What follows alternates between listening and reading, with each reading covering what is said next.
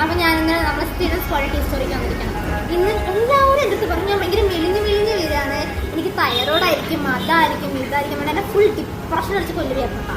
അപ്പം ഞാൻ വിചാരിച്ചു ഒറ്റ മൈലിൽ പോയി ഞാൻ തൈറോയ്ഡ് ടെസ്റ്റ് ചെയ്യാം. ഞാൻ തൈറോയ്ഡ് ടെസ്റ്റ് ചെയ്തിട്ട് വന്നിരിക്കണത്. എനിക്ക് തൈറോയ്ഡും ഇല്ല, ഒരു തേങ്ങയും ഇല്ല. അതുപോലെ മെലിയുന്നത് നോർമലി ഞാൻ അങ്ങനെ ആയതുകൊണ്ടായിരിക്കും, എനിക്ക് അറിയില്ല എന്ത് സംഭവം. പക്ഷെ എനിക്ക് പ്രശ്നമൊന്നുമില്ല. ഞാൻ ടെസ്റ്റ് ചെയ്തു എല്ലാവരും വിശ്വസിക്കാം. ഈ വീഡിയോ എടുക്കുന്ന ആളെ കണ്ടിട്ട് ചിരിപ്പിച്ച് ഞാൻ കാണാറുണ്ട്. പക്ഷെ കുഴപ്പമില്ല.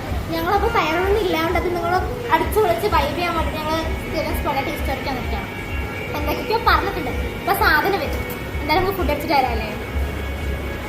നമ്മളൊന്നും ഒരാളിനെ എന്താ പറയുക കാന്താരി കഴിപ്പിച്ച് എരിയിപ്പിക്കാനുള്ള പ്ലാനിലാണ്. നീ എരിയോടാ? ഫുള്ള് കഴിക്കില്ല നീ? സെറ്റല്ലേ? അവൻ ഫുള്ള് കഴിക്കുന്ന പറയുന്നത്. നമുക്ക് നോക്കട്ടെ അവൻ കഴിക്കും എന്തായിരിക്കും അവസ്ഥ എന്ന്. യാ ഞാൻ വിചാരിച്ചു എനിക്കതൊരു പ്രശ്നം ഉണ്ടാവില്ല, കഴിക്കാൻ പറ്റില്ല. പക്ഷെ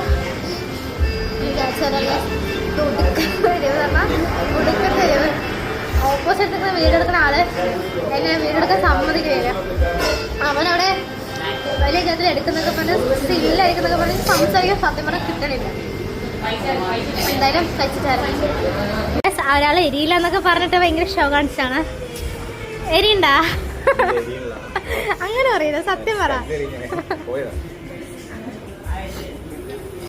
അപ്പൊ ശരി ഗസ്, ബൈ.